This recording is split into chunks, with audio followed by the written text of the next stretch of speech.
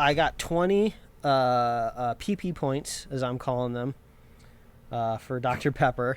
It's not a bird, it's not a plane, it's Superhero Slate. It's a modern podcast where we talk about everything that's great, like movies, TV, superheroes.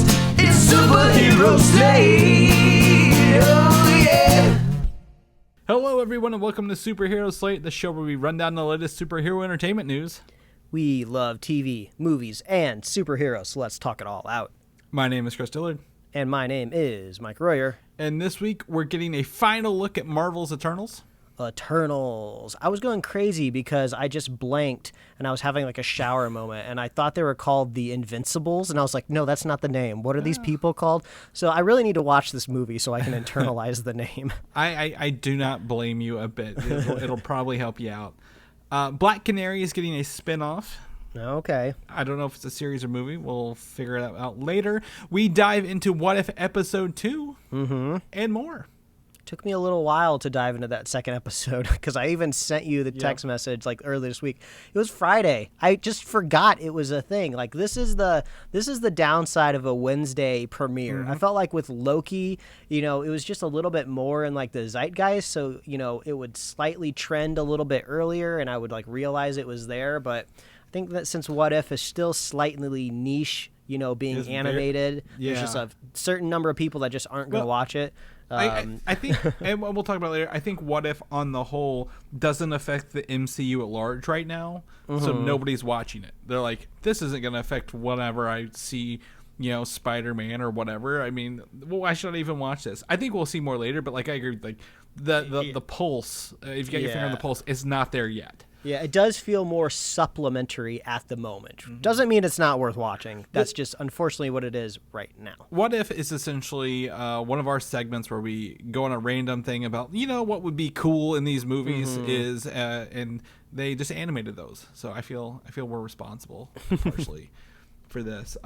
Guys, we are not having a tech day. I'll tell you that right now. So, if all I'm saying is, Apple, you made a whole chip for these AirPods Pros to be able to connect to things like seamlessly. I spent hundreds of dollars on these like little tiny piece of electronics that I'm going to have to replace a little bit anyway because you've already made it like a diminishing like electronic that has to be replaced, and it's just like you won't even work. So as long as Skype holds up and I can just use my normal earpods that go into the computer, we'll be okay. That's true. Honestly, Mike, we should have just pulled up FaceTime on the computer in hindsight and just talked over FaceTime. Yeah, through the I guess computer. we don't know what's going on, but we're here to give you the goods. Yeah. We're here, but I'm just telling you guys, if something sounds funky, we'll fix it. We'll have it. Like red eye photos back in the early aughts, right? Remember red eye people? You'd take a picture on your first generation smartphone, and your eyes would be red, but you're like, oh, this is so cool. There's a little tool in my smartphone that removes red eye. Like I was telling Chris, there's a whole generation of kids that don't even realize red eye was like a thing. They're gonna stumble across like early like digital photos or even like real photography and be like, oh my god, people were demons back in the day. This is the truth right here. With our conspiracy culture right now, this is absolutely going to happen. Yeah. Exactly. Remember you had to like pay extra to get that removed or like check a box when you get the photos developed? I remember those days. But yeah, other days I remember, Mike. You watch some movies. We watched some movies this week. Speaking of other days, was that the transition they were looking for? Yeah, pretty much things we've watched in the past. And I can't believe the movie you're about to tell me is almost 10 years old. Oh yeah, wow! Like it does kind of feel like something that like we're just a few years out of, and like maybe if we cross our fingers and hope that like there might still be a little pre-production for a sequel out there at some point in time. But yeah, it's been nearly a decade. And last week I said I rewatched Demolition Man, and I was kind of looking for like a nice follow-up, something not exactly in the same vein, but just something to give me similar vibes. You should have stuck with Sylvester Stallone's version of this character. I know, exactly. I thought about that in hindsight, but it's not streaming. But why can't you? Yeah, because it's not streaming. But the non-Sylvester Stallone version of the Judge Dredd comic books adaptation to film just called simply Dredd, came out in 2012, starring Karl Urban, and it's streaming on Hulu, and it was just a fun, nice time to revisit the movie. It's been a while since I've seen it. And I feel like I've mainly have internalized the kind of action plot drive of going up the building, scaling the tower, kind of similar to the movie The Raid that kind of had a similar plot of bad guy at the top, so go up. But rewatching it, I realized I really kind of miss the world building here, like, you know, mega city, these judges, kind of like this dystopian future. You know, I really want to see more of this world, so it's a shame that, you know, we're probably not going to be getting a sequel for this. But then I realized, oh yeah, this is based on a comic book. If I want more of it, I could probably just go read the comic book and things will probably be just fine, and I'll get to explore this world a little bit more. Yeah, I think Dredd was really, really cool. And, you know, even if they don't go a movie, like, this is like something they should turn into like a TV series, right? Imagine like the mega city series, you know, dealing with these high-rise apartments and the judges and like what I think she's a judge, but she's got psychic powers, right? Like the one chick. Yeah, she's like on her provisional first day of duty during this movie, which was a pretty clever idea, I think, for the story overall. But yeah, exactly, it's probably more than likely when this IP returns, it probably will be a series, kind of in the same vein of like when we were talking about the last Hellboy movie, which totally different quality, right? But it's like when an IP like kind of has a failure to launch so many times in features, it just makes sense that it probably would go to series next, because that's kind of where all the money is. Well, and Hellboy has a series, the BPRD, right? Like a literally a paranormal investigative police force as well. So like if you've got a whole force, you know, I don't want to say we go the Gotham, you know, route or whatever that new show's coming up it's called, but like, you know, you have an opportunity of a bunch of characters and a bunch of stories that can like pull this along rather than just relying on Hellboy the whole time. And Dredd is and of course the Judge Dredd, right? Like, and so I'm really surprised you didn't go down the Sylvester Stallone rabbit hole. Yeah, I know. I just realized it after I watched the movie. I was like, oh yeah, so I gotta check out the Sylvester Stallone one, because that one came out in the 90s. It's been so long since I've seen it. I'll basically be watching it brand new. I think I remember a set piece where he tries to sneak like back into the police station or something. So I think at some point Judge Dredd becomes like disavowed, maybe. What? I don't know. I just have a vague memory of the movie, so that'll be interesting. Are you sure you're not talking like Mission Impossible? Because I think that happens to him in every. Yeah, I remember him in like an air duct, I feel like, but that's like the only memory I have of this. I'm sure I watched the Sylvester Stallone one way too young. Well, the Sylvester Stallone one's notorious because he literally takes his helmet off at every chance. And Karl Urban does not take his helmet off the entire time. It's great when you watch Karl Urban's version of the character. You just can't not try to imitate his scowl, and if you try to do it and then look in the mirror, you're realizing you're doing it too much. It's actually, he's doing this artful job of just doing just enough scowl to where it kind of looks plausible that a human would just have that look on their face, like the character in the comic book, because if you go too much, it just looks like you're frowning. But I wanted to continue the trend because I really like the writing in Dredd, and the film was written by Alex Garland, and he has a film that he wrote that has been on my bucket list for a while, and that was 28 Days Later, which is streaming over on HBO Max. And I feel like I know so much about this movie even though I've never seen it, because I feel like it kind of got famous off its production, right? Because it was on such a slim budget. I looked it up. It was like made for $8 million. It made like over $80 million in the box office, which is a huge profit margin. These are kind of like Blumhouse numbers, right? For like very successful box office returns. I'm in the middle of the sequel right now, so I haven't quite finished the sequel of 28 Weeks Later, so I can't comment fully on that. But I just thought 28 Days Later was interesting because you really got to watch it in the context of knowing when it came out, right? This was like early 2000s. Like, they brag about using like one of the first kind of like consumer grade DVI Canon cameras. I think it's like the XL1 or something.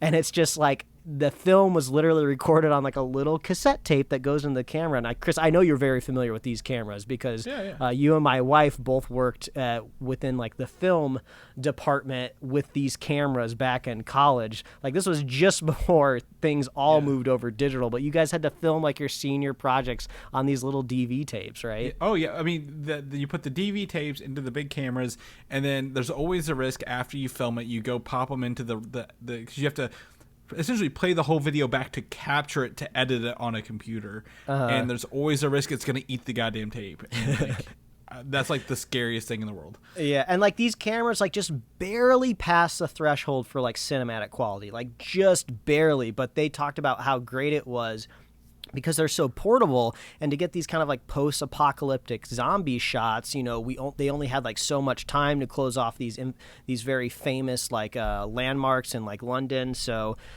it looks like the best student film like you've ever watched, right? Which is kind of a dig at it, but also kind of not. So it's kind of fun watching it, looking at it like that. But also, it also kind of reignited this whole like zombie genre, which I totally forgot about in like the early 2000s. Like after this movie like really popped off, you got things like Shaun of the Dead, like that James Gunn, Zack Snyder. I always forget the name of that one, Dawn of the Dead. Yeah, so you get all like you just kind of reinvigorated the zombie, and it's just it was interesting and worthwhile to go back and watch it. But I think if you showed it to somebody with like no context, they'd be like, what is this old janky zombie movie that you're trying to show me, right? Well, the crazy thing about this is, again, Danny Boyle went on to direct, you know, bigger, better things, but you talked about A Quiet Place Part 2. Cillian Murphy is in this one as well. Like he's the main character and went on to be that same, do a similar scary horror creature movie, you know, later on. I think this movie kind of, to me, kicked off this fast zombie craze, right? Like, I don't remember fast zombies before this movie. Do you? Yeah, I guess they, it's hard to say with such a large, like, science fiction database of, like, zombie stories. Like, I don't want to stretch and say they invented the fast zombie, but they definitely popularized it to the mainstream. Exactly. That's the thing. Like, you know, that's crazy. And they never say they're zombie because they have a virus and all this other stuff. But yeah, I remember I have this one and the other one. I think I had them on Blu-ray or something. But yeah, these are great, like, low budget films that are kind of, you know, they turned around and did really well in the long run. Yeah. But it looks like Alex Garland also is credited for writing a screenplay for Halo. So I don't know what that is. It's like the most recent thing on his IMDb. So I don't know if the Showtime / Paramount streaming show is going to evolve into a movie at some point in time, or if Alex Garland is just so successful he just gets money for whatever he likes to do. So that could also be the case. But either way, I haven't seen Ex Machina, so maybe I just need to go on like an Alex Garland kind of marathon watch. Yeah, where did you see Halo at? Was that IMDb probably? Mm-hmm. Yep. Okay. I was on Wikipedia. I didn't see it, so it probably, if it's not on Wiki, it probably was something he was part of. Yeah, but like I said, I'm in the middle of 28 Weeks Later, which has Jeremy Renner in it. Wasn't expecting that. They injected a lot of Americans into the sequel because I have a feeling a lot more American money came into it. And then I think relatively recently there's still a possible hope for a 28 Months Later. They said that they have a good idea for it, but who knows when they're actually going to make it. But man, the last year would have been a great time to get some B-roll for 28 Months Later, I'll tell you what. But yeah, that's what I've been watching, Chris. Okay, well that's a pretty good catch here. A little bit lower on the list. So I'm going to kick this off with what very few people I've been able to tell this week. I was blessed, #blessed, Mike, to be able to watch Shang-Chi and the Legend of the Ten Rings 2 weeks early. Yes, the red carpet debut was Monday, right? And I believe they announced this Monday night or Tuesday morning. And I had 24 hours to get my ass up to Indianapolis and stand in line and hopefully get to watch this movie in a pandemic world. So I did. Thankfully my wife was able to tag along with me. We drove up, waited in line for about an hour and 15 minutes. We weren't sure if we were going to get in. You know, they never know. But we were able to go see it. What's crazy about this showing is, Mike, they literally took and brown bagged our phones at the door and gave us a ticket. Yeah, no phones were allowed to go in here. I think there's like maybe 10 cities that did this. I think maybe 10 or 15. Yeah, I took a look at the link when you said that this was a possibility, and I think there was at least maybe 3 theaters kind of out here in Southern California that were doing it. So yeah, I wasn't gonna roll the dice, but we did end up getting our tickets for the normal premiere. I'm still holding my tickets as well. Yeah, I'm still holding that. So This experience was crazy because they say they overbook the tickets. They give out more free tickets than they have seats for in hopes to pack it. But in a pandemic world, I was like, they probably didn't do that this time. They probably didn't fill it. And I don't think they filled the whole theater. They made everyone's if you were together, so my wife and I sat together, they made everyone put like one space seating around everybody throughout the whole thing. So it wasn't full. It was very packed, but it was very there was still space. One of the interesting things is at the concession stands there, they're out of food. Apparently, there's a shortage of theater snacks out. Like, wow, like regular food. They had some candies. We had I forget popcorn, Skittles, a bag of Skittles, and there was something else. But like they are running short on theater food. So if anyone's actually going out to the theaters, be wary of that. Don't plan to eat your whole dinner at the theater, is what I'm going to tell you. Maybe they have red vines and Twizzlers, but I'm not going to spoil this movie because I want everyone else to experience it.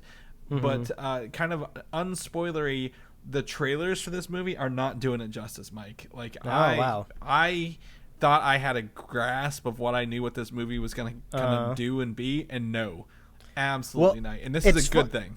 It's funny also because you're also mimicking something that I just saw Simu Liu tweet just the other day, where he kind of subtweeted somebody that was saying, "Oh, they've released so much footage out there online that you can basically watch the whole movie already." And then he subtweeted him and said, "You all haven't seen nothing yet." So it sounds like, from your point of view, yes, what we're seeing out already online. And also, I have a feeling this person is not familiar with Sony's The Amazing Spider-Man starring Andrew Garfield, which literally did that. You could watch like 40 minutes of the movie in like previews ahead of time. So this is not one of those situations. Absolutely not. I was blown away by how much they've really not shown, and like they're not editing things out of the trailer. How about that? Like that, they're not doing that. But it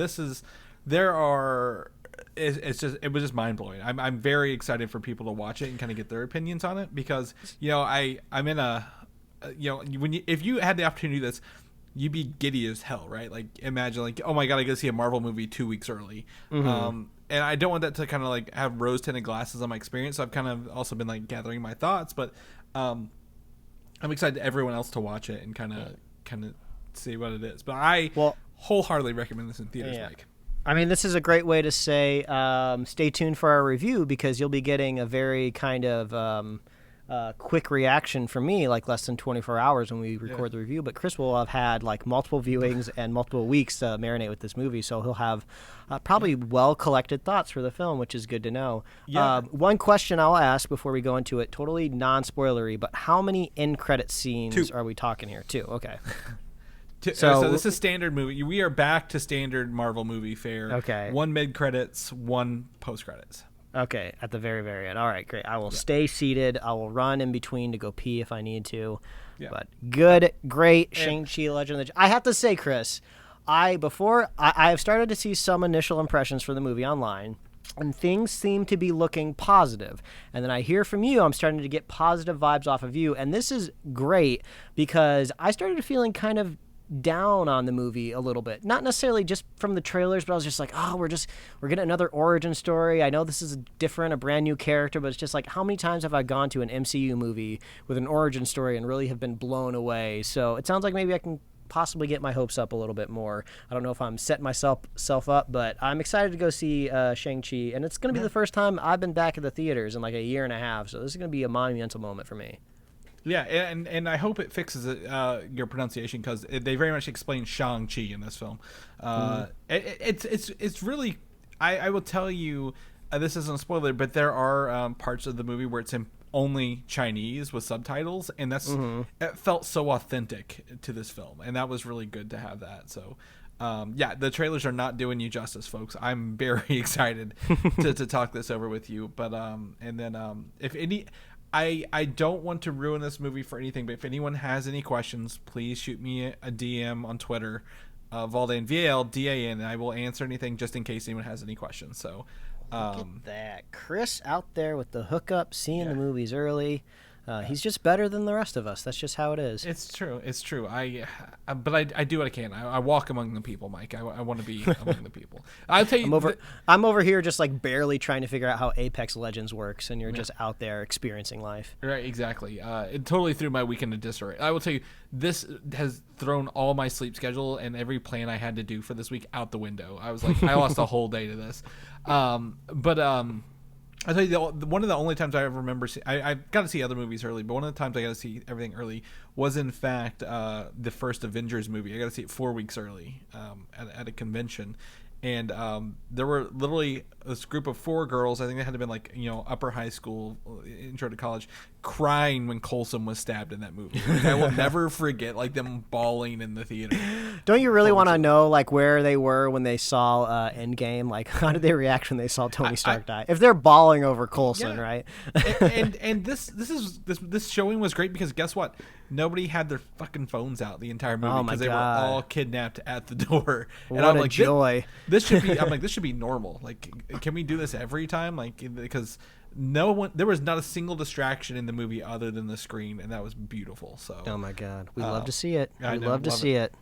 But we're gonna shift gears a little bit. Let's talk about the movie after that for Marvel. It's not the Eternals. It's a Marvel's Eternals, Mike. I'm gonna have to learn this because it was the Eternals, and they just went Eternals. And we got our final trailer released online. I'm going to link that in our show notes here. I don't have it now, but when you watched it, I know you watched it. We all talked about it.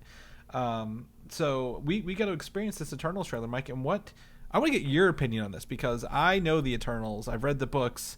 I even own some of the originals from the 70s and 80s. What did you think of this trailer?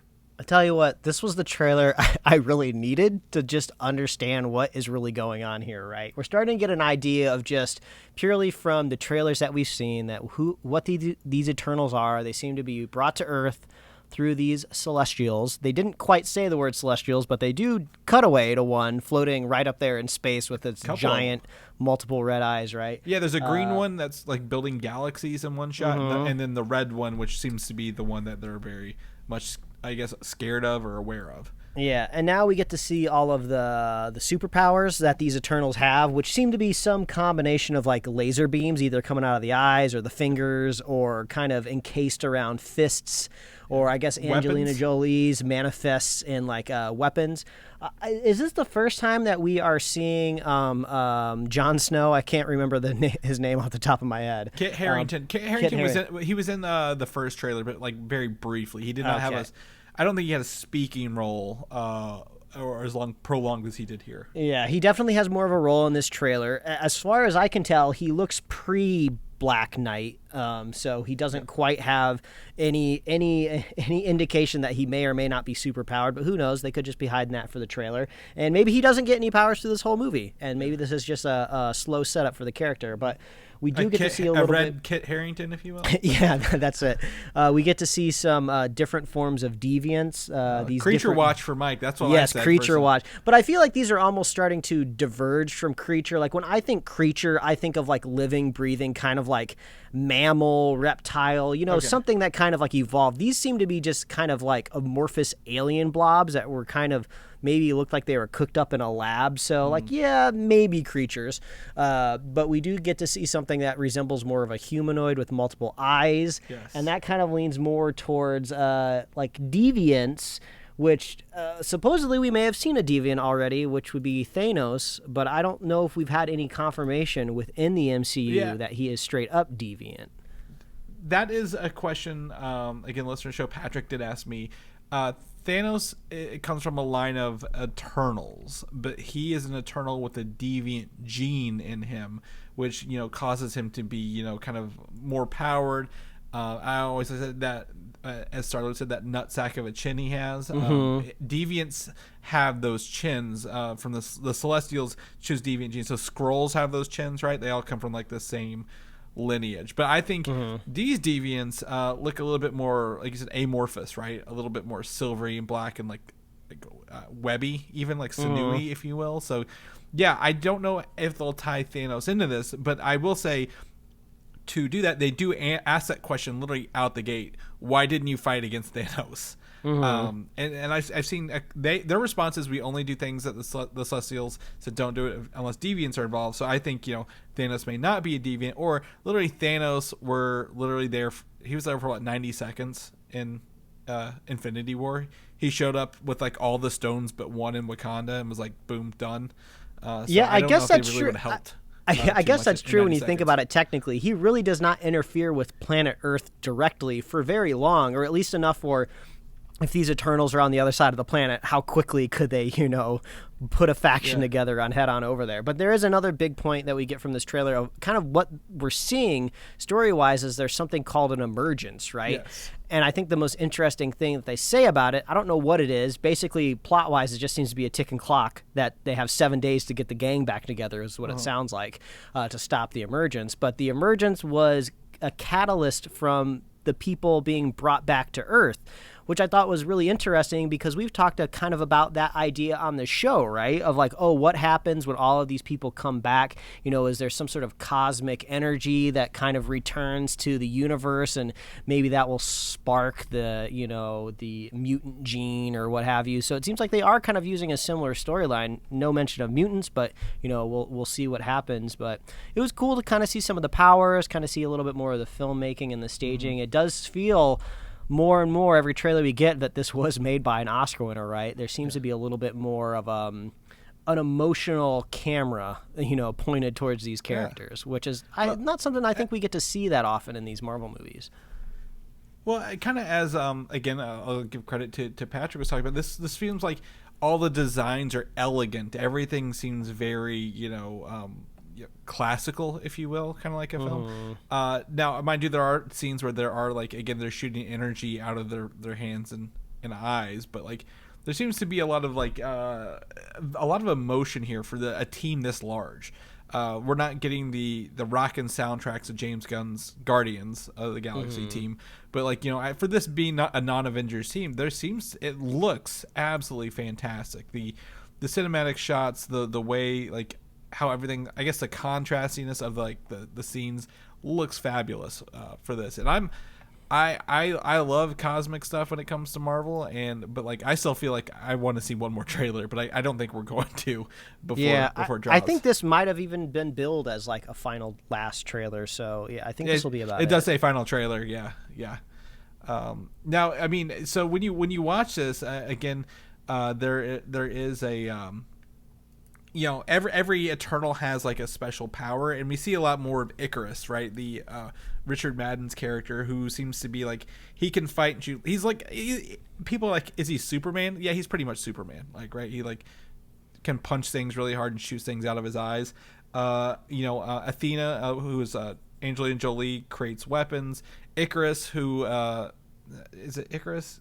No, I already said Icarus. I'm thinking of Selma Hayek's character can speak to Celestials. She can like talk to them in their language. She's like the only one. So I'm really excited to kind of see all their powers come together because there's so many of them, and they will take liberties from the comic books. I don't expect a 1-for-1 kind of thing, but people have said this is like a very Jack Kirby-an like esque kind of thing when you start seeing like, oh, we actually get a real Celestial, a live Celestial for the first time ever.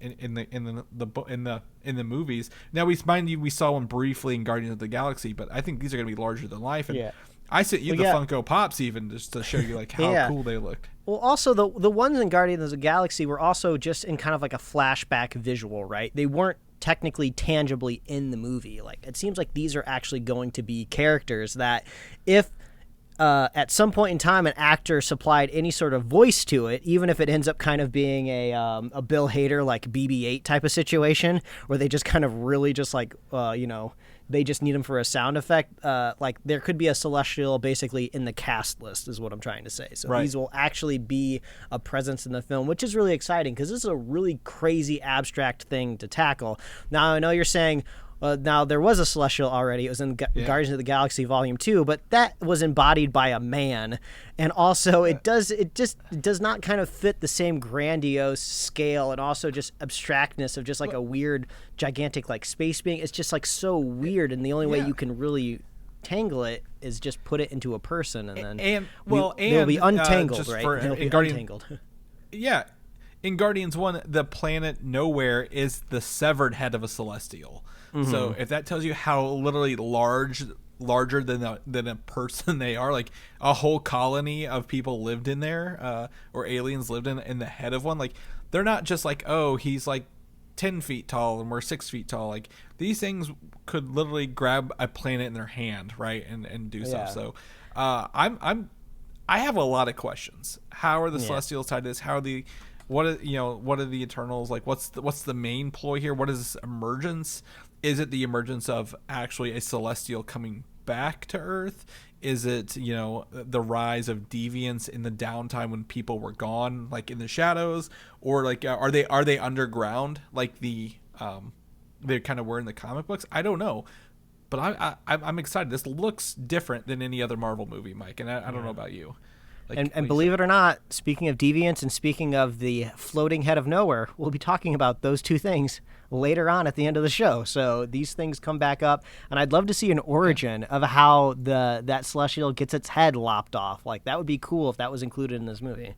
I mean, this would be the time to do it, wouldn't? To kind of give us a history of the Celestials. I figure this movie is going to open with like a flashback, like a voiceover kind of thing. Like you think there's going to be like some narration, like at the beginning of time there were Celestials kind of thing. So I'm excited. This trailer really kind of piqued my interest a little bit more. I was really excited, but comes out November 5th in theaters this year. Did you like the show Loki? Does people like the show? Chris. Okay.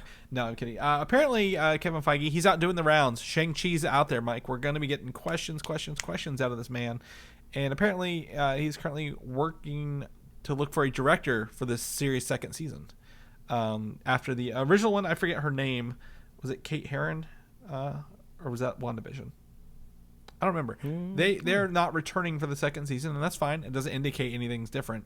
But they are looking for a director / showrunner, I guess, for this to get it up and going. So we may be waiting a little bit longer. Maybe that means they probably don't have many scripts. They probably need another year to film, so maybe 2 years out, Mike, before we get a second season, you think? Yeah, I don't know. I know this isn't the case, but I do like the idea of like Kevin Feige going on like ZipRecruiter and putting like an ad for director Loki looking for a hardworking person with a good eye and likes comic books, and like they just bring in people from off the street. That'd be so funny. Yeah, he doesn't need to tell anybody he's looking for directors. They already have like, I'm sure, like a long list of people that they're ready to tap, right? Right. He's like, oh, I wonder what Reddit will say about which directors we should hire for season 2 today. Yes, exactly. And also when it comes to the TV space, right, it's always people that nobody really knows of anyway, right? They've obviously worked already in Hollywood. They have some credits behind their name, but these aren't going to be like household names necessarily. And that's not a bad thing, right? So it's just funny. Like, I'm just going to go out there on Craigslist, see if I can find a director. Yeah. Yeah, it's a Facebook ask. Does anyone know of a director I can get for Loki season 2? Yeah.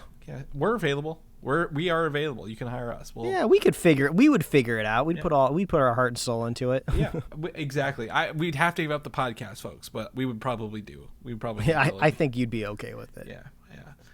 But he also did mention something else about Spider-Man.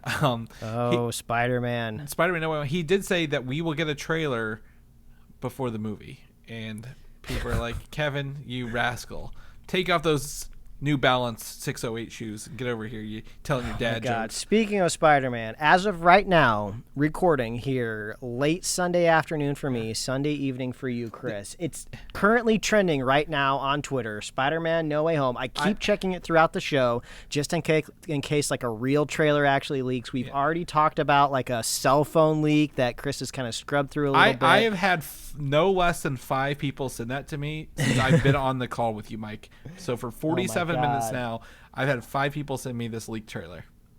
So. I would like to thank everybody for not sending me this trailer. Actually, there's a chance that people may have been sending it to me on TikTok, but I just hardly ever look at my TikTok DMs because I'm just mindlessly scrolling on there and barely interacting with the app. But I was just on Twitter, and now people are posting leaked screenshots from this leaked trailer. So I've already kind of not really had things necessarily spoiled for me, but like basically by the time you're listening to this podcast, right, the trailer is probably already going to be out there. You're going to be like, what do you guys talking about? This is already old news. So this is just another plea to stay subscribed, stay tuned. We'll be talking about the Spider-Man No Way Home trailer, I'm sure, next week. Yeah, and let me be honest. I love when people send me this stuff. So do not. I'm not complaining. 5 people send it to me. I love when my phone blows up from it. So please continue to let me know when you guys see stuff before I do. Most of the times I'm on it. Like I'm usually pretty on it. But this past week, like I said, everything has been. I've not been on my phone enough to check the usual suspects, if you will. I made my show notes at 7 a.m. today, Mike, for this show. So if that tells you anything. But tomorrow is CinemaCon, and CinemaCon, Sony is actually kicking off Monday night. And for a while now, people have been like, they have a trailer for Spider-Man No Way Home. And they will probably be debuting it online between 6 and 9 p.m. Eastern, I believe. Or maybe Pacific. Either between 6 and 9 p.m. tomorrow, somewhere in the world. We will be probably getting a full No Way Home trailer. And because of this leak, which is watermarked to shit, you can be sure that we will never get a leak again for this stuff. But yeah, and sometimes something can premiere at a comic convention and it doesn't get released publicly, but that's like if it's much earlier. Like I sent Chris this chart that we found on Twitter of just kind of like the windows of how long it's taken from the first trailer to the release of the film.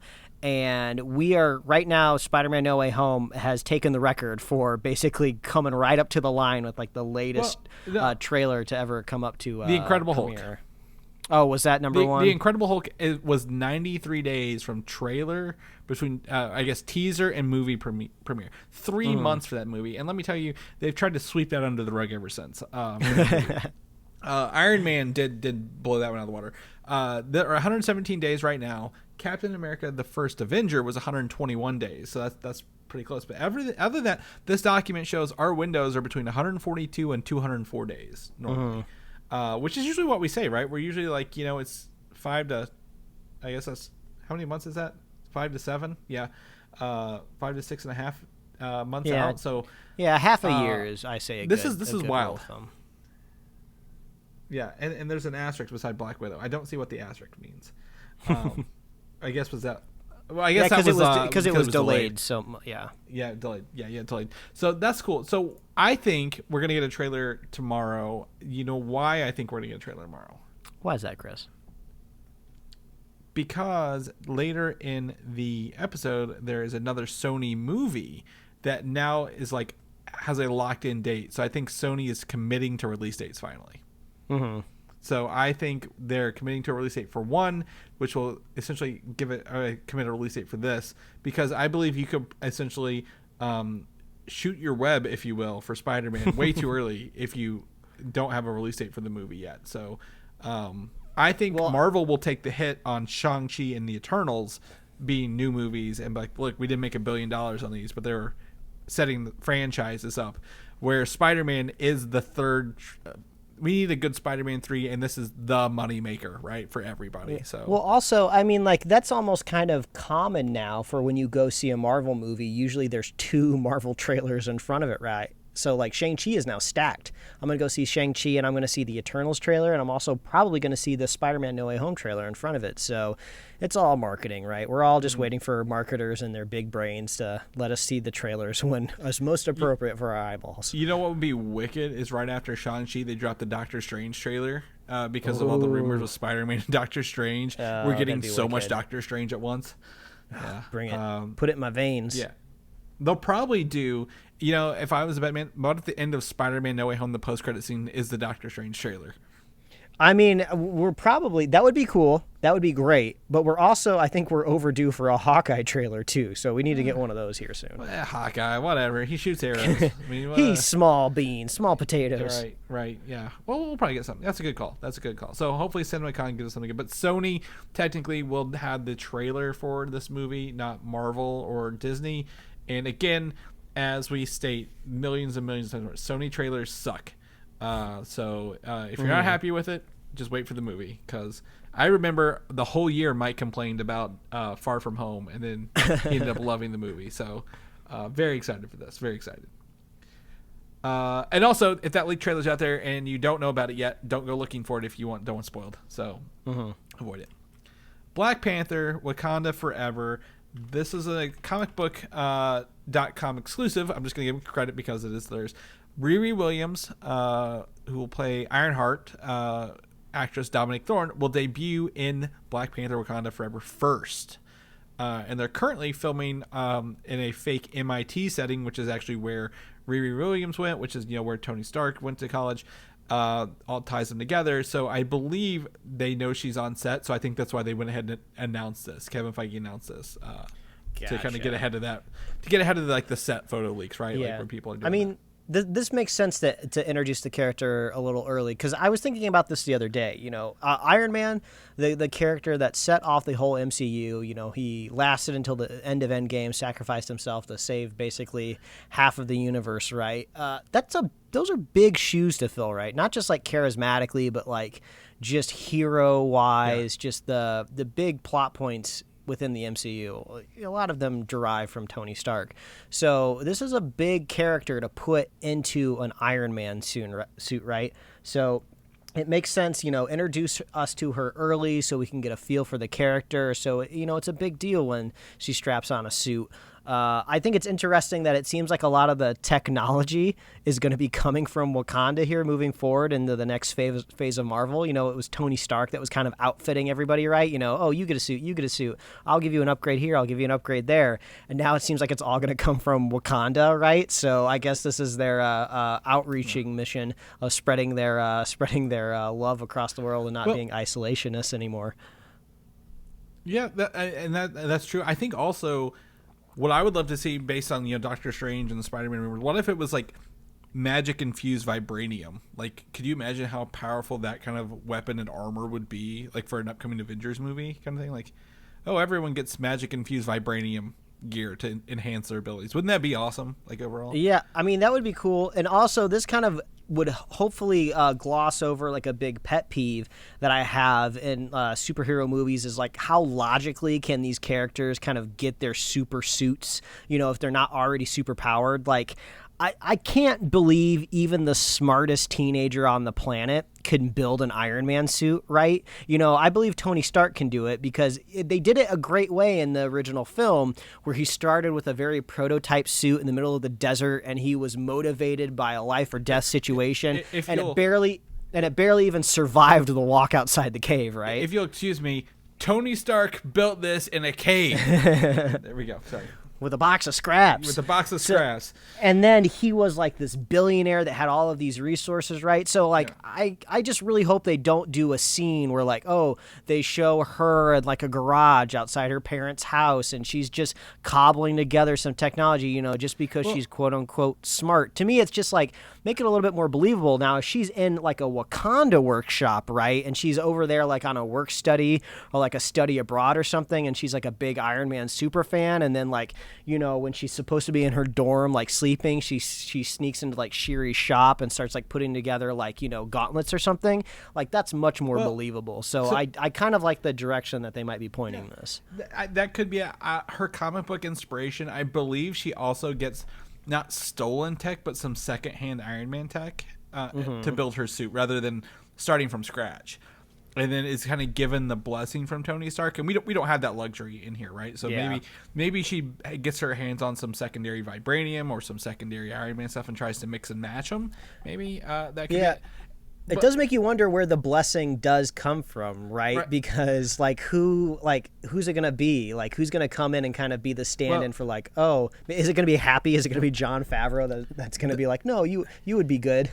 Well, I think that comes into our next bit of news here, the Armor Wars series, Mike. Mm-hmm. What if it's Don Cheadle who gives the blessing because he has his own War Machine armor? Yeah, that makes sense if you're trying to think of the character, not the actor, since he technically has not been around since the beginning. But if you think of Emmy nominated for his appearance in Falcon and Soldier. He's so good, he makes you think that he was in the first Iron Man movie. But it seems like he would be the most logical next to like Pepper Potts, right? Who would know Tony the best?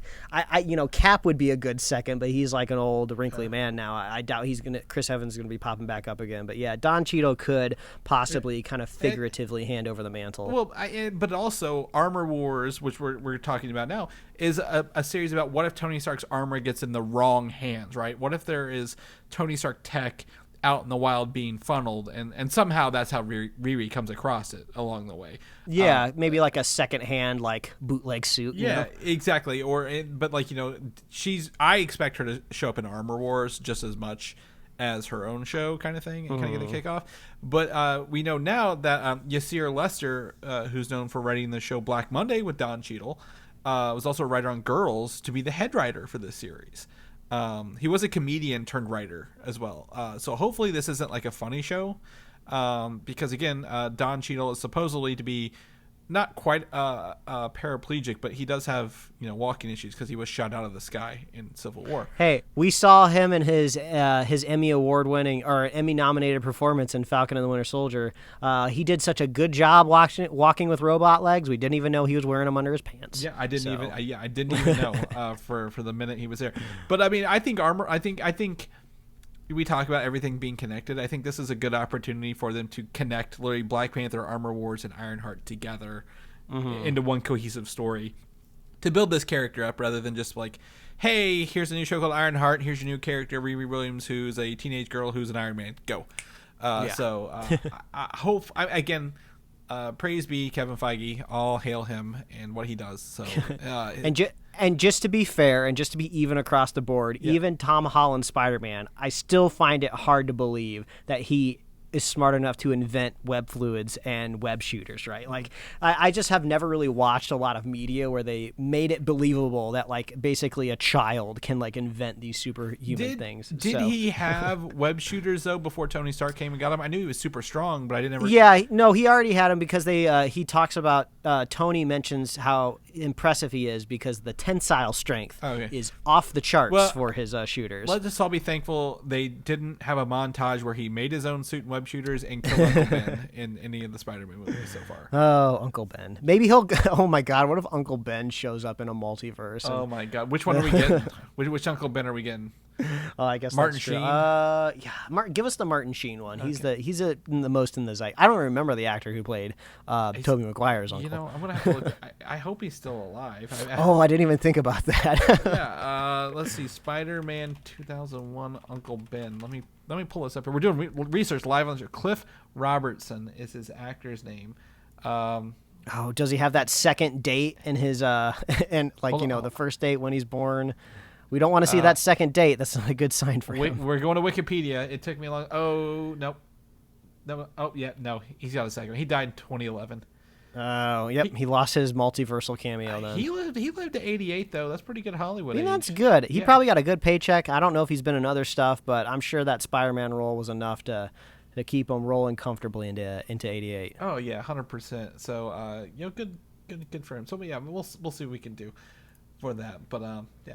Let's switch some gears up. Star Wars Visions, Mike. I thought this came out this weekend. I'm going to be honest with you. I sat there and I was like, oh my God, I didn't watch the new Star Wars anime episode yet. Holy shit, where is it? And I spent forever trying to log into my Disney Plus on my phone to see where it was. And then come to find out, it's September 22nd, not August 22nd when this drops. Gotcha. And the new trailer only got me that much more hyped because that's why I thought there was a new thing this weekend with the new trailer. Mm-hmm. And what did you call it? Was it an umbrella lightsaber or something like that? Yeah, that's what it looks like. It's some sort of seconds in, I was like...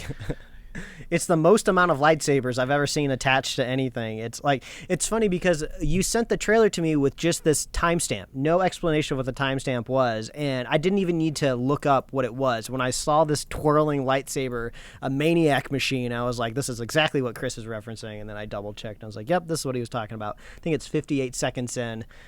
Some crazy person has some twirling things that I think could go toe-to-toe with Grievous any day of the week, right? Yeah, exactly. So Mike, your stance is if you get Star Wars, by God, you want lightsabers. The more lightsabers, the happier you are, right? Like yes, exactly. Happier than a pig in shit is, as I believe you would say. And at 58 seconds, by God, they deliver 8 red lightsabers on a spinny umbrella stick to block what appears to be a blaster minigun right beforehand. And this is like the most anime thing I've ever seen in my life in this like couple scenes here, and I love it. Like this show, all the different art styles, all the different stories, they look wild. And let me tell you, they don't stop with the lightsabers. That's not the only lightsabers you see here. There's a lot more going on. It looks really fun. And I mean, I'm not a petulant child here. If you sit down to watch like a samurai genre movie or TV show, like how would you feel if there was no swords in it, right? You know, so that's why I really like the lightsabers. It's just weird not seeing a lightsaber in the Star Wars media, which is just goes to show you how good the Mandalorian is, that they get by without much any of them at all, really. Like there's a dark saber in one season, and then you got a little bit of Luke's lightsaber at the end of the other one. But yeah, this looks great. I know a lot of people are responding to the Studio Trigger version segments, which they've done a lot of modern, really popular anime. I'm trying to think of them off the top of my head. I think Kill la Kill is maybe one of the more popular ones that they've done. So there's definitely a segments in here that look a lot like that art style. So people are looking forward to that. There's this one that I kept getting shots of, and it might be the one that has that rotating lightsaber in it, where it's a very like sketchy, gritty line quality to the characters, and that looked very, very cool. Yeah, it kind of looks like an old Western cartoon, right? Like from like the the 60s or something here. Well, there was one also like 22 seconds. The 6-armed lady pulls out 6 red lightsabers as well. Like, I'm like, they are going like full on multiple lightsabers throughout this. And then, you know, I think one of the things that's cool is, you know, you have the ability in anime and art to do the big action scenes that you wouldn't normally be able to do right along the way, and still sell some of the stuff. I see there are a lot of people, a lot of force holding, like someone's force holding a lightsaber at one point, and like force stopping blasts for people from getting shot. So that skill they showed off once in what the Rise of Skywalker or the Force Awakens has been reused over and over again throughout this. So I'm excited for this. And now I did see the first topic on the YouTube video for this is subs or dubs, Mike. That's what people are going to come down to, because this is an English dub trailer. That implies that there are subtitles along the way somewhere. Yeah, you weebs can go watch your subs. I'm gonna be dubs all the way. If you want to prime yourself for animated anthologies, you can go over to Netflix and watch Love, Death, and Robots. There's 2 seasons over there. You can go watch the classic Animatrix, which is exactly kind of what this is doing, which is a bunch of animated shorts. And there's also, I looked up the name of the other one. The Batman one is called Batman Gotham Knight. Came out in 2008, and that's also a bunch of animated Batman shorts, and which are really good. Halo Legends, which is very similar to this, but they use the anime studios to do that, to tell those different stories. So yeah, I think these are great. I think this looks fun. Again, it's just a teaser to show kind of everything about this, and the more I see, the more I'm like, yeah, I'll be tuning in every week for this. This looks really it's fun. Cool because they're also like mainstreaming this idea, right? Like all of these things that we just brought up, these were all just kind of like things that went straight to DVD, right? Yeah. Nobody really knew about them, never got theater releases, right? This is going to be the first time I think one of these has ever kind of like been mainlined into the zeitgeist, because even Love, Death, and Robots is not based on any IP. And I'm not saying you have to be based on IP to be successful, right? Yeah. But I'm just saying like people will actually sit down and watch this because it's based on one of the biggest IPs of all time. So I'm sure we'll be seeing more anthology stuff like this moving forward, especially since, you know, we'll be talking about What If here in a couple of minutes, and that's basically what If is. Marvel's doing it, but with one art style, and this, you know, they kind of give it to different anime studios. It did make me think the 4th Evangelion movie came out finally on Amazon recently. Yeah, that's right. So I know you've seen all the shows, but they retold those in the 4 movies, and the 4th one finally came out on Amazon, which I think pushed that to the top of the streaming charts, like anime on Amazon again. So if you're not on the anime train, hop on. Choo choo. Speaking of Star Wars, I did see a rumor going around this week that there is potentially a Finn related series in works for Disney Plus with John Boyega. This is supposed to be following the events of episode 9 and showcase some history with his time with the First Order before that. So John Boyega has been very vocal about how he was kind of treated in the Star Wars, but Star Wars has been very much, you know, I think they've been trying to make amends lately. Yeah, that's kind of what it seems like, right? And they have an opening. The Rangers of the Old Republic show is not going forward, so they've got some budget in there. Maybe they do some John Boyega right and give him a Finn show. What do you think about this? Yeah, I mean, I'm more excited for a Finn show / Finn movie than I am a what's his name in Rogue One? I've already Cassian. Andor. Yeah. So I'd be down for more Finn. But honestly, like, I think John Boyega, I think it's just time to, like, move on, which is kind of hard to do because it just seems like he's kind of fed up with the whole thing. But the thing is, the Disney machine is like half of Hollywood, right? So how do you just kind of write off Disney overall? I think they're talking about like an Attack the Block sequel. I'm looking forward to seeing him in that. You know, really, what I want at the end of the day is just the sequel trilogy to just be redone. It's not going to happen. You know, they can't go back and undo all the things that I hate about it. But I loved him in the first one. What was it called? The Force Awakens. Yeah, The Force Awakens. I loved his characters in that, and then he just gets more and more kind of like sidelined and less interesting throughout the series. So I'd be excited to see him back, but I hope he wants to do it. They really tease him being force sensitive in like the last one, and you're like, is he or is he not? But you know, that's another mystery box for another time, Mike. But yeah, I mean, this would be cool, and it would be the first content we get post episode 9, right? Like, what's the world like after the Emperor dies again for the second time? So I don't know. I mean, sure, give him a show, but like, you know, at the same time, like, you know, is that something we're clamoring for in the Star Wars world? I think they just need to find a way to clean the slate, if you will. You know, let's just start from the beginning, start fresh. We'll see if any of these like kind of newer movies end up doing that. The Mandalorian is a great kickstarting point for all this stuff, right? Like, I know you said you started the Bad Batch, couldn't get into it really well, but like, you know, the stuff Dave Filoni's doing is all tied together, and that's way more interesting than the Skywalker saga to me at this point. Like, right? Like, I would much rather see, you know, we got the Ahsoka show coming up. What else do we have? Some of the High Republic stuff. There's a lot going on in there. Obi-Wan even, like, there's a lot of stuff I'd like to see that, you know, could be added on here that's not like tied to the new trilogy. But, you know, maybe they go back and fix some of that. I mean, the Clone Wars TV show is some of the best stuff out of the original the prequel trilogy, and, you know, it was added in much later after those movies were out. So it could go either way. Star Wars is an interesting emotional roller coaster ride whenever you watch something there. So we'll see.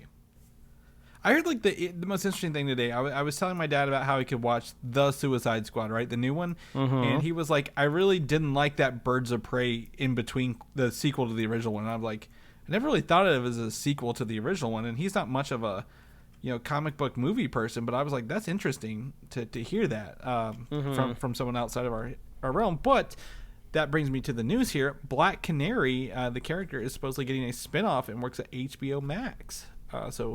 I forget the actress's name. Journey Smollett Bell, her character will live on, it sounds like, going forward. Yeah, and I think the part that's going to intrigue you the most.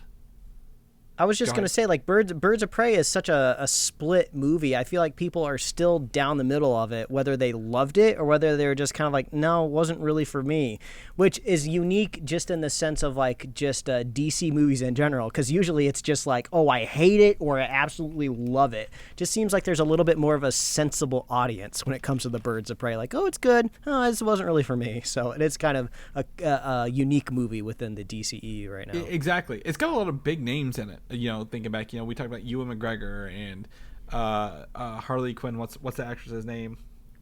Margot Robbie. Yeah. I mean, there's a lot of stuff in there. But yeah, it's interesting.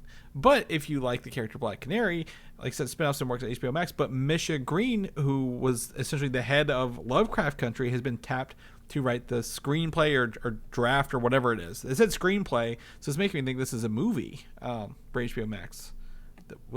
That's wild for me to think of, right? And then, it's strange. I would have thought that she would have been a little bit more jaded with HBO Max in general, considering they canceled her Emmy-nominated TV show. HBO canceled it, not HBO Max. Yeah, well, it makes you think, like, obviously they're all, you know, executives that work with under the same, like, corporate media branch, but it's just like, well, why didn't the executive from across the hall at HBO Max just walk down the hallway and be like, if you guys don't want to do it, I'll do it. Plus, like, I don't even know what the legacy of just normal straight up HBO is going to be. I got to imagine a lot of that decision making is getting dissolved for the greater good of, you know, HBO Max, but all I have to say is like I said earlier with Birds of Prey, I'm on the side of it. That movie wasn't really for me. I don't really need to see more of this character. I mean, we get a little bit of kind of her quote unquote superpower kind of towards the end of the movie. I don't think that's enough really for me to drive a whole season of a TV show or even a movie on its own. Like, I don't know. This just is not exciting me. I don't know about you, Chris. No, as a premise, no. But however, knowing Journey Smollett Bell was in Lovecraft Country, Misha Green's in Lovecraft Country, that's like, what, 15 nominations for that show, right? Or was that one of those 15 Emmys or more? Somewhere in that range. It's a huge number. And like, HBO essentially canceled it, and then HBO Max was like, how about we work with you instead to Misha Green, which is great because, even what's his name? Who's now becoming Kang the Conqueror, right? Like in Marvel. Like, there's a lot of good things coming out of that show, and like that's like a slap in the face from HBO to cancel it after so many award nominations. So maybe this could be something that Misha Green wanted to do, and it's like, I have an idea, let me run with it. Maybe that's they're part of the audience who cares, and we're just kind of in the meh zone. But like, they could possibly be fueled to write something good, and our excitement may change, but just hearing there's a Black Canary spinoff for HBO Max movie, I'm like, oh, that's the one you chose out of everything in the DC pantheon. And that's like a whole nother conversation to have, right? Of what does this HBO Max DC universe look like, right? We've had a lot of things announced. Nothing's really been described to us of how it's all supposed to be connected. We don't know if like the ramifications of the next Flash movie are going to be so big that it even reaches out and connects all of these other worlds. We don't really know what to expect. I feel like the only time my interest will be piqued in the near future for Black Canary if they announce like a new character, right? Like, oh, so-and-so has been cast as like Green Arrow. And then it's like, oh, Green Arrow's going to be in this movie? Okay, things are getting a little bit more interesting. Maybe Zatanna is going to pop up in this show, right? Because they've already announced her show as well. Then I'll be like, okay, some stuff's happening here. But yeah, just the character on its own, not very exciting. But like you said, there's a lot of talent behind this, and I will not argue with the talent. Like, amazing actress, really clever writing, even though, the second half of Lovecraft Country wasn't so much for me. Mixed bag, to say the best, right? Yeah, but a lot of talent, so a lot of potential, even if we're not excited right now. They could sway us either way, so we'll see that. Back to what we were talking about with Spider-Man, James Bond, No Way to Die, a Sony film, which is now owned by Amazon, right? Like, isn't that my understanding? It's in Amazon. I don't think the deal has been fully inked, but it's kind of looking like it. Right. So the world premiere for No Time to Die is set for September 28th, 2021. He has had plenty of time to die at this point. He's out of time to die. He has to have no time to die, which implies there are no more delays for this film right now. That they are committing to a theatrical release to get this movie out. I believe they even said they have to make, I think, $750 million or more to make their money back on this movie. That's not going to happen. That is not going to happen. Yeah, but there's also, I was reading reports that they delayed this movie so long, they're like, all the technology in the film, phones, stuff like that, have become outdated at this point from when they filmed it. I mean, that's just kind of bad filmmaking in general, right? Yeah. Like, if your movie is already obsolete after a year or two when it came out, like, I mean, come on. Well, I think some of that goes to product placement. Like, James Bond is known for product placements, right? Like, did James have a meeting? Did James have a meeting with Q, and he was just like, all you have to use this Snapchat filter to understand where the weapons are behind the enemies, and it's just like, nobody using Snapchat anymore.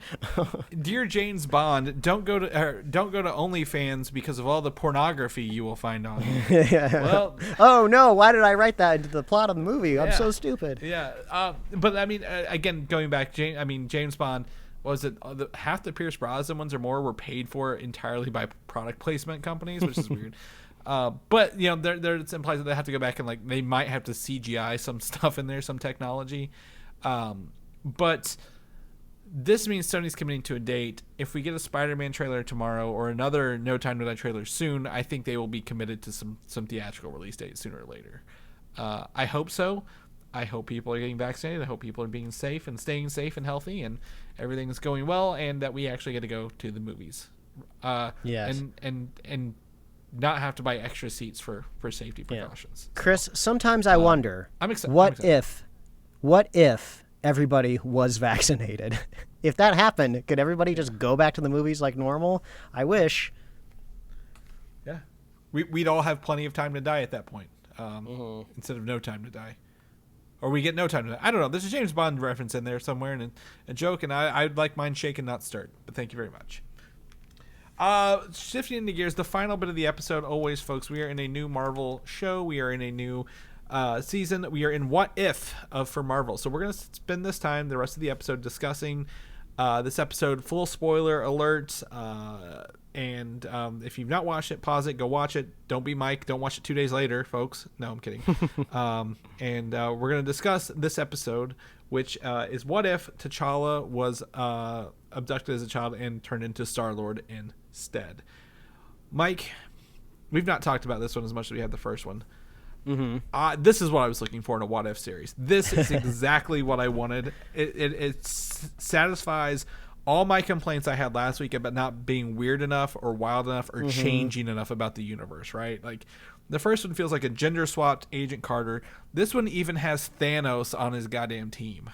Yeah, it even also kind of has, well, you know, the first one also had this as well. I kind of like how each of these episodes are setting up like a little bit of like a stinger slash kind of like, not post-credits, but, you know, kind of There's a more stories here to tell later, yeah.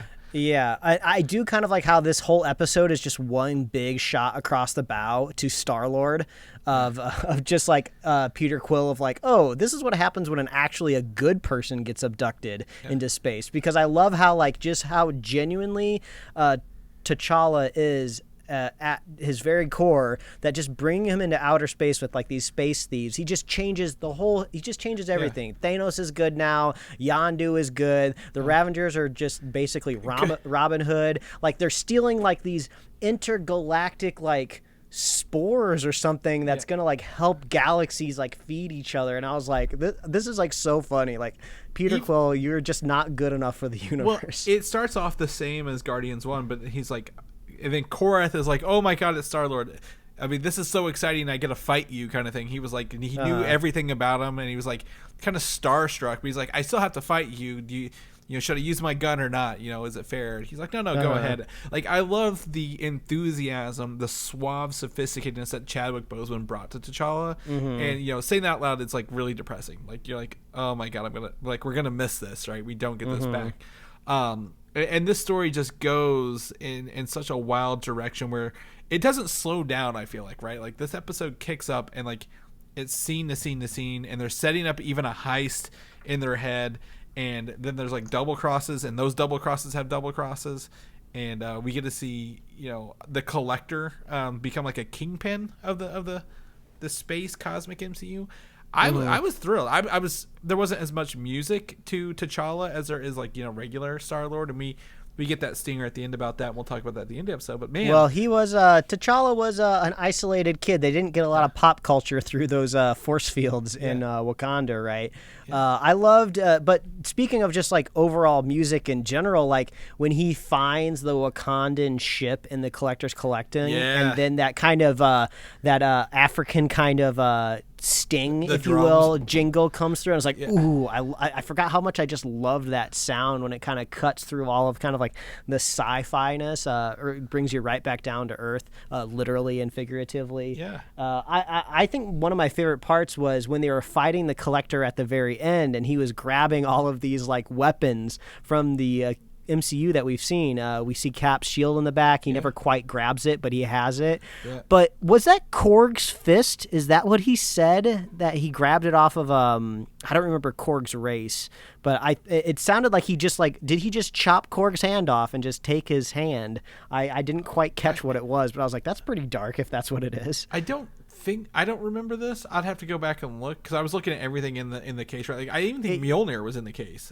Yeah, it's the first weapon that he grabs, like, because T'Challa is kind of like running down the corridor, and then he gets like punched, like sidelined right away, and it's because the Collector is wearing this big stone fist. I'll have to go back and take another look at it as well. But that was a fun fight too. Everything was great. Well, there's still like a line of maturity through it that just kind of makes it feel at home in the MCU still, but also some great quips and jokes. Yeah, well, it plays a lot of what we already know, right? Like Thanos is like. He's working in the Robin Hood thing, but he's like, yeah, it would be more efficient if we just killed half the people, right? Wink, wink, hint, hint. Josh Brolin voicing Thanos again. It's crazy to hear him as like a good guy. But he has like that banter with Nebula, who's like not robotic anymore. Like she has like one robot eye. She's all human, blonde hair. She's kind of like the femme fatale, if you will, of this. Kind of set it up like. Doing this stuff. I really enjoyed the bar scene where they're all like, even Taserface is there, right? And Kraglin, they're all like regaling about stories of stuff they did in Star-Lord, and how cool T'Challa is and everything. Even Drax as the bartender wants to take a selfie with him.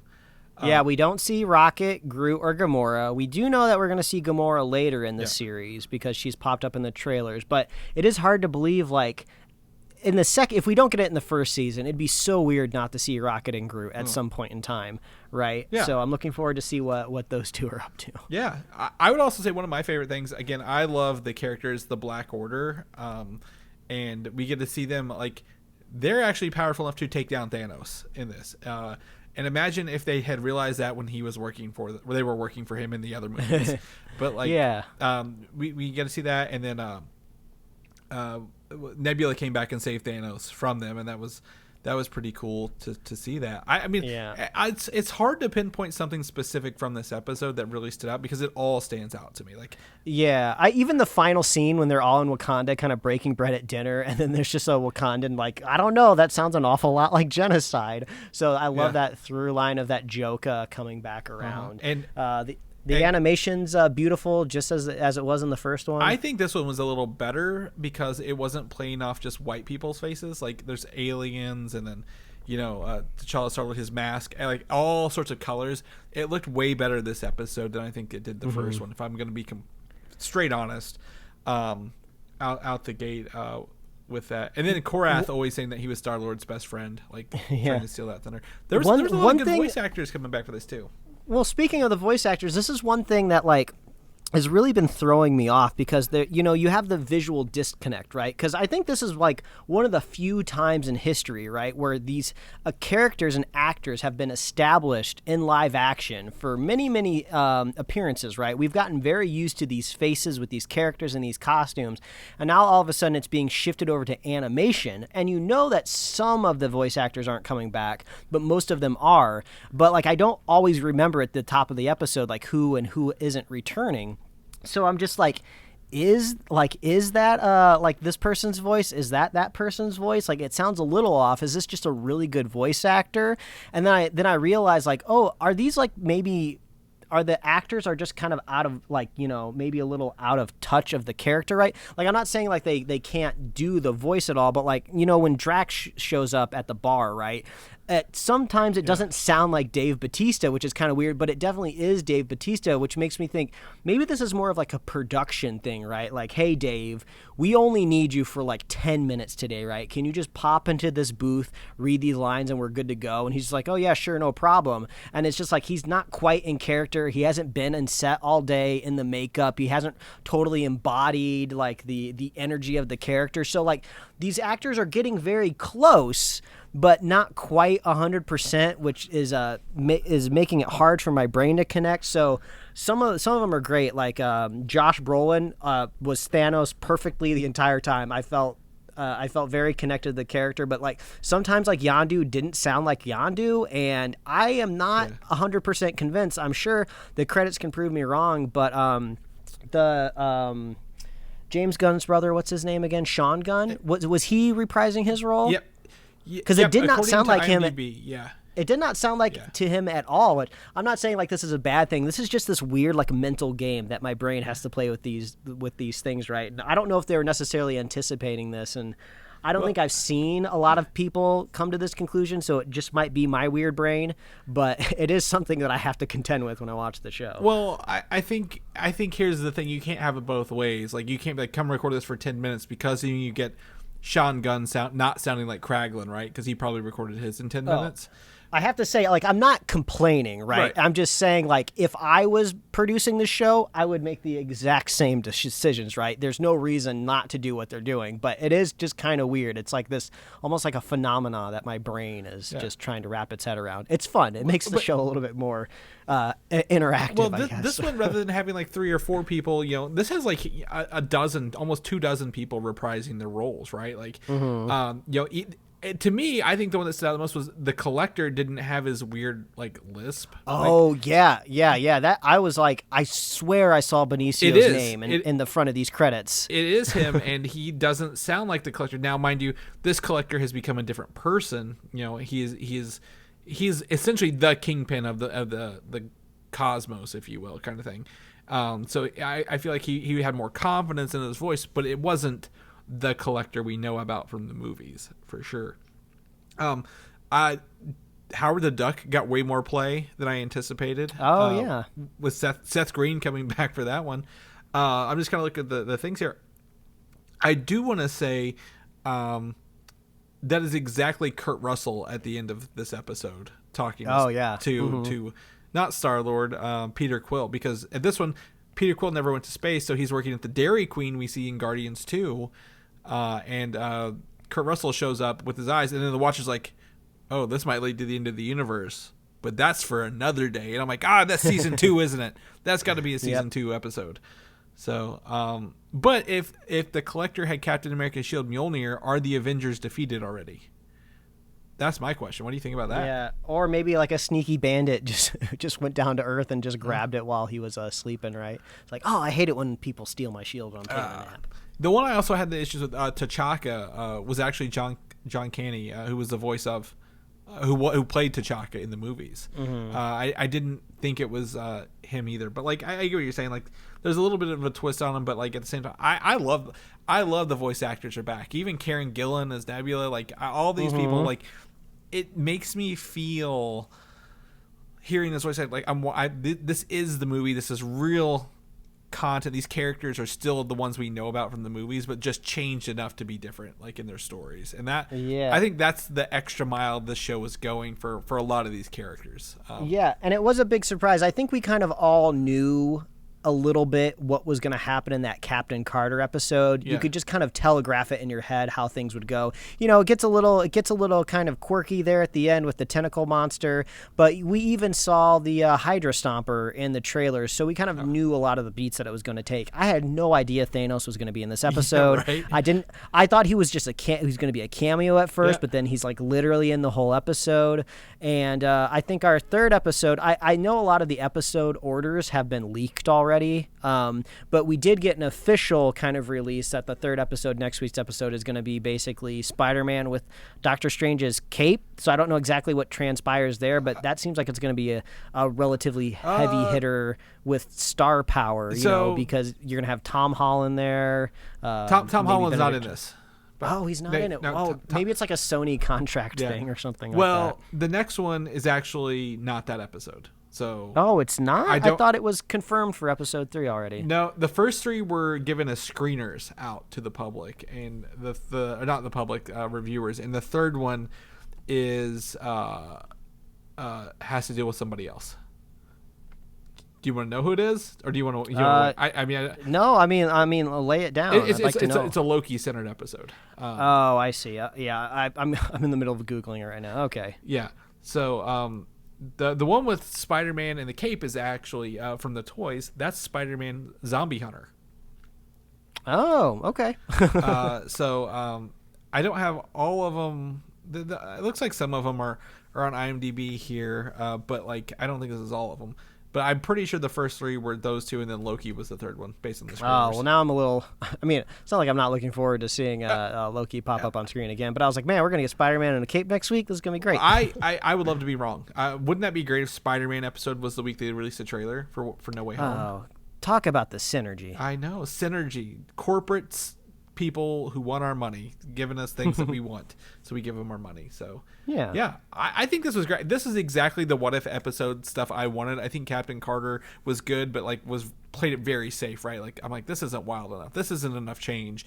And this one was what if Yondu sent his minions to pick up a person, and he's like, he's got 2 eye holes, 2 seeing holes, 2 hearing holes, and like 3 breathing holes. All humans look the same to me. Yeah. So I think this was just fantastic and went a total opposite direction without just changing one character for the other and giving it the same kind of scenario. So I'm fully back on board, Mike. This pushed me to the yes, this is awesome kind of thing. So that's what we like to hear. Yes. So anything else you want to add to What If Episode 2 discussion, Mike? I'm going to try my best to watch Episode 3 on Wednesday this week. Yeah, so cool. All right, well, we'll wrap up this episode for this week. Again, just a reminder, I just pulled up Twitter. Spider-Man No Way Home is trending so goddamn much right now. But